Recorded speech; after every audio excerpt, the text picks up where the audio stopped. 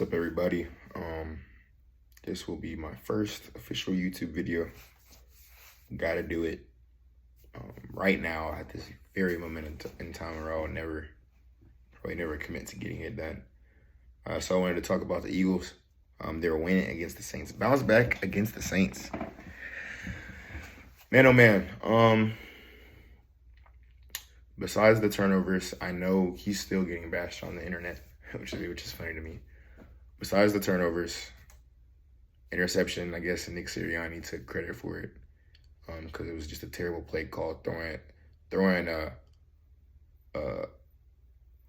Smitty on that type of route and trying to get Jalen Hurts to make that specific pass in front of Honey Badger.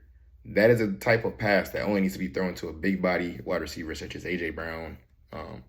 I would rather you throwing that ball to maybe Johnny Wilson might come up with that one. Smitty is an amazing receiver. We've seen him make some acrobatic catches even when there is some contact over the years sometimes, but it is not something that you could just count on every single time. As we saw against the Falcons last week, he had that touchdown in the hands, got some contact, and ended up dropping it. Very catchable ball. But anyways, not mad or anything. Besides the interception, which toss up in there, you want to pin that on, that's up to y'all to decide. And the fumble, just simple ball security by Jalen Hurts. Everybody knows when he rolls out to the left, most of the time good things don't happen. But anyways, outside of that, he played, in my opinion, pretty amazing. I mean, pretty great, considering Lane Johnson went down, first quarter. Shout out to Frederick Johnson for stepping in. Mekhi Becton went out. I don't know if that was first or second quarter. I might be getting them confused. Mekhi Becton went out. Tyler Steen stepped in. They both balled out and did their thing. Shout out to them. But, Smitty getting hurt on that dirty play. I don't care what Shannon Sharp says. That was a dirty play, dog. And I don't know why aren't the refs whistling that dead? Bro got stood up. They drove him back 5 to 7 yards. Why is the play still going? 30 hit, helmet to helmet. Don't care what anybody says. Argue with your mama. Smitty gets hurt. Britton Covey got hurt earlier in the game, and he had some promising plays earlier on in the game. I'm trying to think of who else got hurt, and it was just some injuries. And Jalen Hurts was able to overcome that. Went for 311. Only missed on 5 or 6 passes, something crazy. 311 passing yards. Dallas Goedert, 170 yards.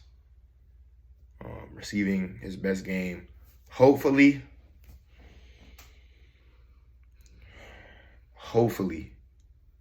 that is a wake-up call to Nick Sirianni, to the offensive coordinator, and just to the offense. For the last 2 or 3 years, I'll pretty much say, not even 2 or 3. I don't know. Ever since A.J. Brown got on the team, Dallas Goedert still had some pretty decent production. I think he was kind of hurt and whatnot. Smitty's rookie year, can't really remember. Ever since A.J. Brown got on the team, and then it was 1A, 1B, A.J. and Smitty, Dallas Goedert got moved down to that basically wide receiver 2, 3-year-old, whatever you want to call it. People have just forgotten how talented of a player he is, how great of a player he is. This is a guy before Smitty got on the team. I'm drawing a blank as far as his production. Smitty's rookie year, he might have been hurt throughout the season or something. But people just forget that this is a top 5 or 6 tight end in the league. He will forever be a top 5 tight end in my eyes. I don't care what the stats are, because he just doesn't get the same opportunities as all the guys that everybody else glazes, like George Kittle or Travis Kelce or I don't know. I'm not sure if I could say Mark Andrews, because sometimes I feel like the Ravens barely use Mark Andrews. But anyways, people just forget about his production, And hopefully this is a wake-up call to the offensive coordinator to get him incorporated in the game plan, consistently. Watch the video. Don't know if it was the Thomas Mott show.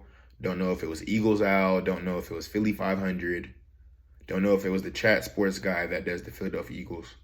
But one of those guys, I literally can't remember, said that the injury to A.J. Brown, we'll see how long Smitty's out for. Don't know any updates on that. This might be a blessing in disguise. Now, will it be easy for them to win the games that they have coming up on the stretch? No, not by any means. Especially with the personnel that's out. That's just not helping. But it will force Jalen Hurts to spread the ball. Circling back to the Atlanta Falcons game. I wish my stepdad was here to vouch. I was watching the game.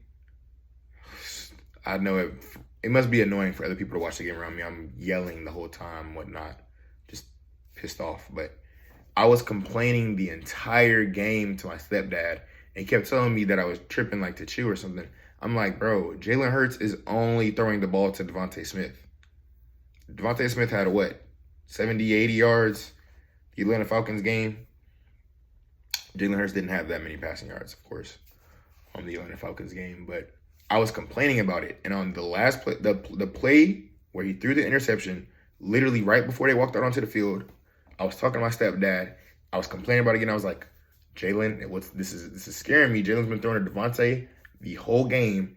And I said it would literally be on some movie type stuff if Jalen goes out here, forces a ball to Devontae Smith. I said it would be crazy if, sorry, my mother called me. It would be crazy if Jalen Hurts forces a ball to Devontae Smith right now, because that's all he's been throwing to the whole game. They have Jesse Bates and Justin Simmons, both top 10 respectively at their position. At safety, don't do it, right? Literally watch it happen. Anyways, moving on.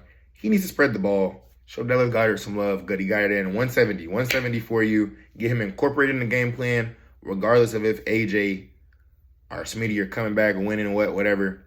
Get him incorporated. I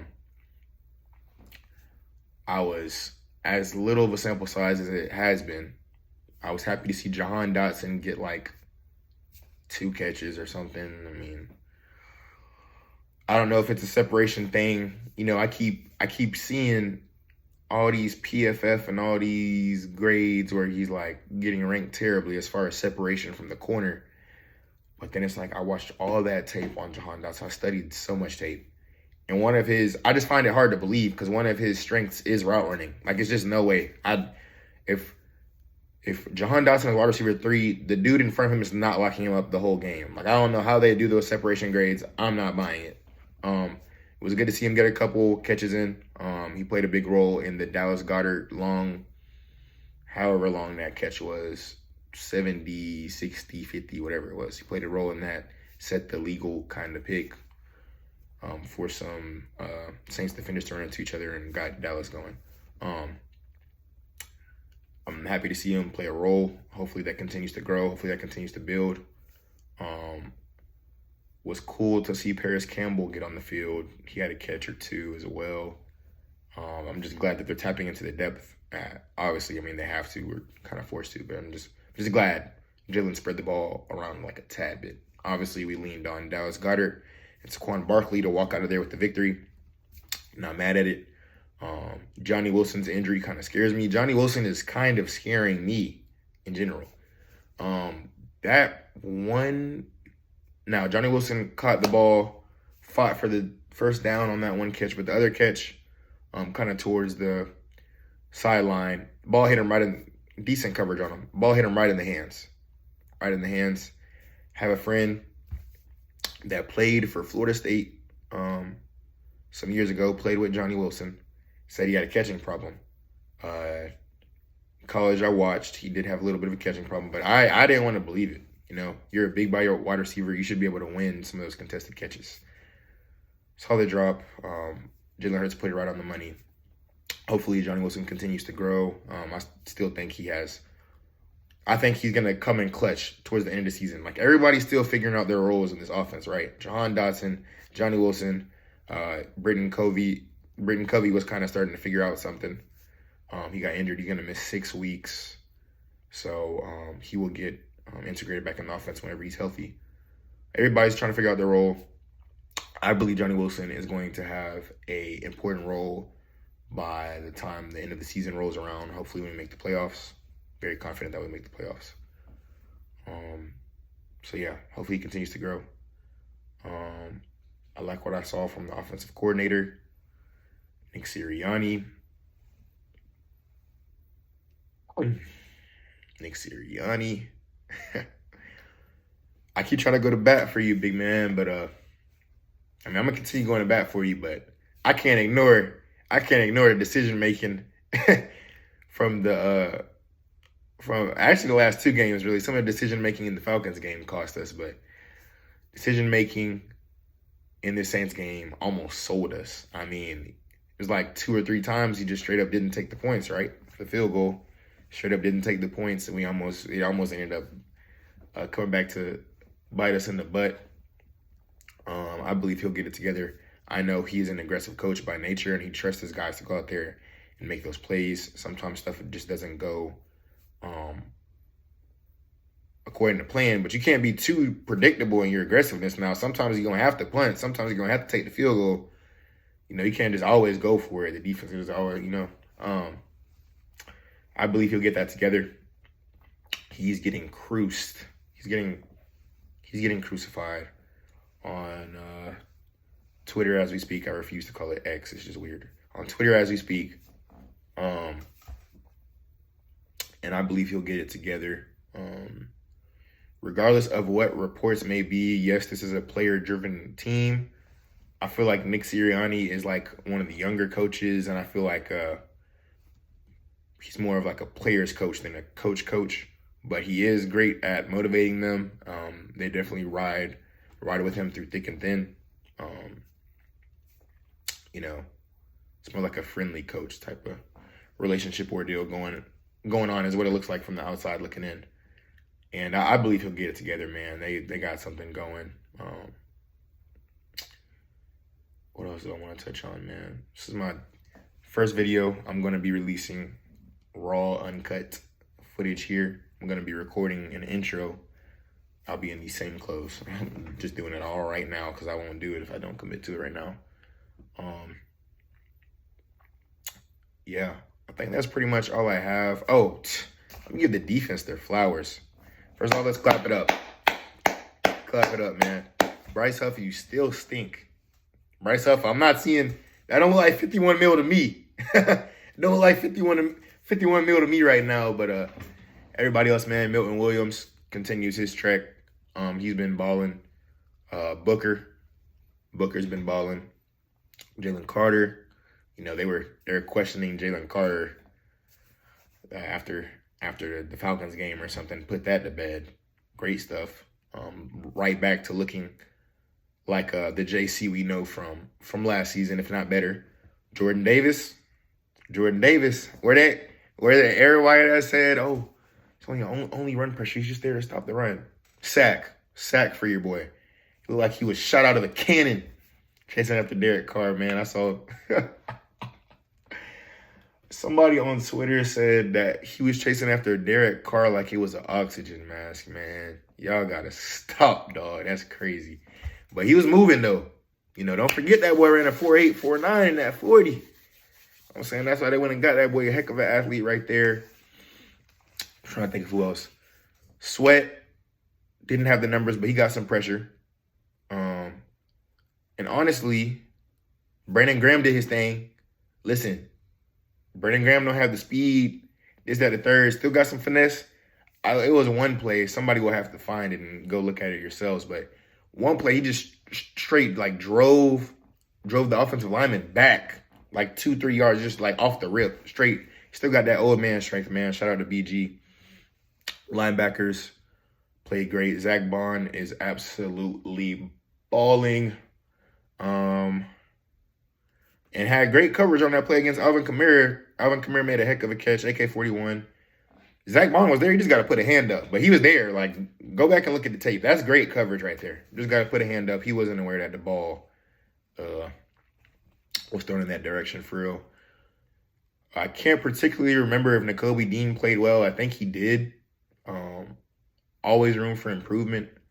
Would I like to see Devin White rotated in that mix? Yes. And if I had to choose, I wouldn't be rotating. I would be doing a Zach Bond, Devin White duo. If I were rotating, Zach needs to stay in there. He's balling out of his mind. But rotating to Kobe every now and then. I'm starting to wonder with Bryce Huff when we might be able to see Jalex Hunt possibly. Heard all good things from preseason on into training camp. Have yet to see him. And that's what takes me to, I'm trying to keep it together, dog.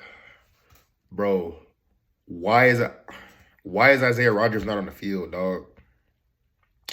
Avonte Maddox is a very capable player when he's healthy. You know, he's straight.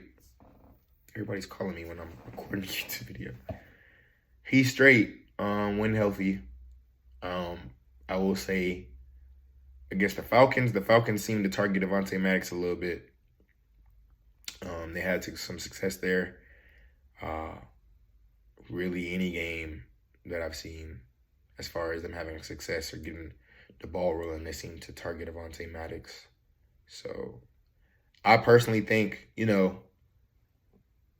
we heard all these good things about Isaiah Rodgers, very proven player, even though he had the year off for the gambling thing. Very proven player, top 5 PFF graded corner 2 years ago. Capable of playing inside, in the slot and outside corner. Had Quinyon Mitchell beat out to the point where they just wanted to get Quinyon in the field and move him to slot. So it's like, bruh, if Isaiah Rodgers was good enough to beat out, no Diddy. That sounded crazy. I did not mean to say beat out. That's crazy. If he was good enough to beat out Quinyon Mitchell for the outside corner position, which Quinyon's balling right now, nothing against him. He's balling. Shout out to my rook Q. Then, bro, you're good enough to beat off Quinyon Mitchell. Bro, I just said it. Bro, no Diddy. I'm not editing this either. You're good enough to beat out Quinyon Mitchell for the outside corner slot. There's no way that he's not capable. There's no way that he's not better than Avonte Maddox at slot corner is what I'm trying to say. I don't know what Vic is doing. I don't know what's going on. Shout out Vic, though, for defense against the Falcons. I don't know what's going on, but please, for the love of God, get your best players on the field. Avonte Maddox does not need to be out there. He needs to be used as a rotational player. If somebody gets hurt, or rotate him in at either corner in some nickel packages or something, that's fine. But bro, get Isaiah Rodgers on the field. It's actually kind of depressing. I follow him on social media. It's depressing to see him post all this stuff about people coming to see him and stuff at the game, and he's not getting in the game, dog. I be seeing bro on special teams. That's crazy. That's crazy. My dog on the field. I saw Keely Ringo on the field before Isaiah Rodgers. Absolutely absurd, because Isaiah Rodgers clearly had beat out Keely Ringo. Opposite of Darius Slay. He had beat him out. You know what I mean? And then Keely Ringo goes in when they did that dirty, bro. Trevor Penning, dog, count your days, bro. Trevor Penning, count your days, dog. Trevor Penning is a dirty player. He's a dirty player. And my dog said he's been like that since college. Dating back to college. That was dirty. So unnecessary. Devontae Smith hit was unnecessary as well.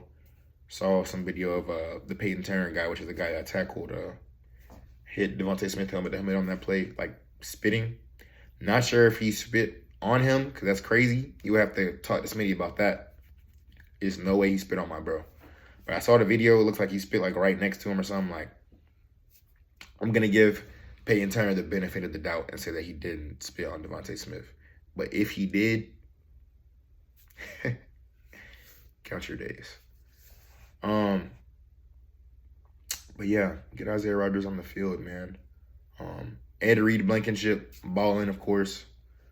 Something about that boy. I'm gonna be honest. At the beginning of the season, I was thinking about how I would upgrade the defense, trying to get Cooper DeJean involved in the defense, and I was like, I don't see anywhere else that he could replace anybody besides like possibly Ed Reed, because he seems like Cooper DeJean might be a better athlete, but I'm sorry, Reed Blankenship is balling, bro. No need to try to replace Ed Reed Blankenship with Cooper DeJean right now. Reed is balling. Chauncey Gardner, as much as people might bash Chauncey Gardner for the big plays that have happened as far as in coverage, if you really go back and watch film, I want y'all to go watch film on Chauncey Gardner-Johnson, bro. I'm okay. You're going to get the cover stuff right. You know what I mean? Bro is coming down and hitting. Bro is coming down every opportunity he gets and letting, bro, like, oh my, y'all got to go watch the film, dog. Chauncey Gardner-Johnson is putting a hat on a hat this season. And I'm not going to get into my other teams. I'm not even going to take it there. I'll take it there. I'm a Gator fan. Yes, Eagle and Gator, whatever. I'm a Gator fan, so like it's great to see Chauncey Gardner-Johnson balling. But bro, he's coming down, thrashing this season, bro. Proud of that boy. We're gonna continue. He's gonna continue to improve. Love what I saw from Kellen Moore. Like I said, Nick Sirianni. Decision making almost lost us the game. Love what I saw from Vic. Overall, great Eagles W. Amazing performance by Jalen Hurts to pull it off without Smitty or A.J. Brown. Proud of the defense as well for pulling it off without Darius Slay. Hopefully all those guys recover. We got the Bucs next. They're coming off an L. And I think the Eagles will be motivated anyways. I got the Eagles winning regardless. I'm going to just put it like that.